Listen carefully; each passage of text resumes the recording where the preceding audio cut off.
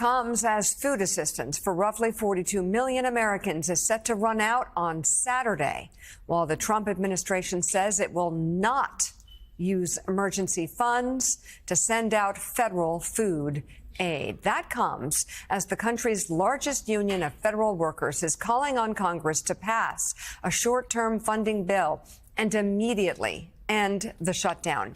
In a statement yesterday, the American Federation of Government Employees national president argued the shutdown is an avoidable crisis harming American families and workers across the nation.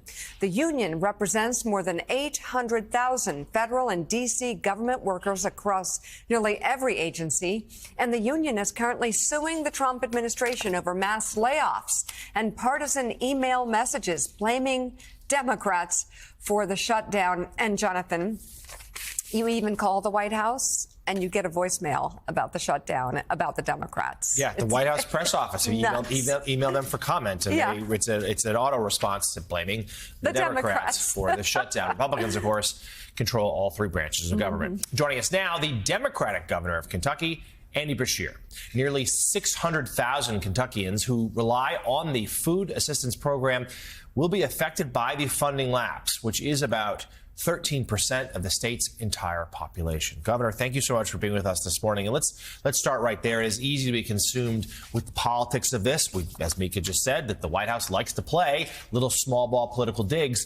But we're at the point now, it's begun and it's about to accelerate, where the real world impact for your average Americans is about to really grow because of the shutdown.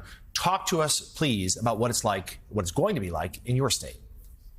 Well, it's going to be painful. We've got about 600,000 of our people, hundreds of thousands of families that rely on food assistance each month. And this president could avoid all of that pain. He could use emergency funds, or think about it this way. This is a president talking about a $20 billion bailout for Argentina in the middle of a shutdown, but won't forward the dollars to feed our own people. It's time for him to step up, and if not, for Congress to, in the least, pass a bill to fund these benefits. And let's be clear, Governor, particularly in your state, you, of course, a Democrat in the state house, but Kentucky reliably goes Republican in presidential elections. It went for Donald Trump 3 different times, including in 2024. So talk to us about how the impacts of this are going to cut across party lines. And some of those who are going to be hurt the most are those who cast their ballots for President Trump.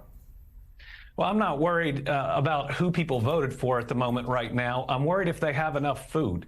What's going to happen here is children are going to be hungry in the mornings and not be able to concentrate in school. Seniors aren't going to be able to sleep because they're hungry at night. You know, I think about my faith. The miracle of the fishes and the loaves is in every book of the gospel. That's how important to my values, making sure that everybody has enough to eat is. Again, a president who's talking about buying beef from Argentina can certainly use emergency or other funds to make sure that people, don't go hungry during this shutdown. And Eugene Robinson is striking. The White House has said they won't use emergency federal funds to help out here. And it doesn't matter who you vote for, but we should note that the states that rely the heaviest on this federal assistance are deep red ones. Yes, they are indeed. And let's emphasize, the money is there. There is a reserve that the White House could immediately use and continue paying these SNAP benefits.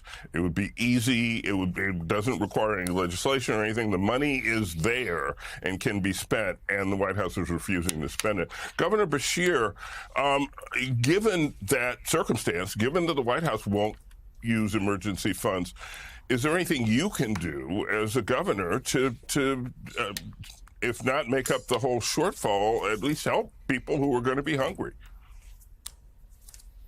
This isn't the only program that's impacted. The TANF program is hit too, and that provides aid to struggling families for a period of time. We're going to be able to step in and help in that program. That's about $12.5 million a month.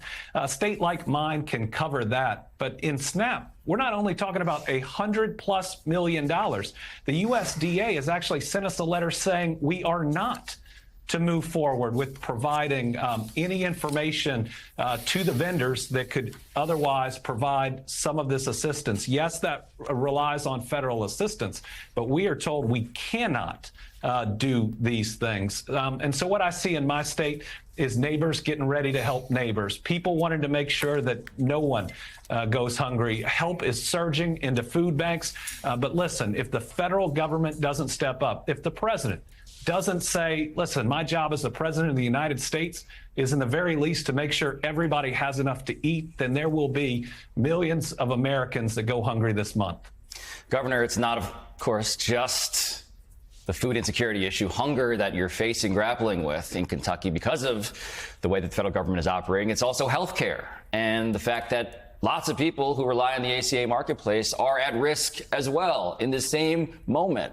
So if you could just spell out, as you refer back to biblical teachings about the most simple things, hunger and also just life, well-being, why do you think this government, this White House specifically, is operating this way? To just spell it out for people, if this is so clear to you, what does it say about Donald Trump?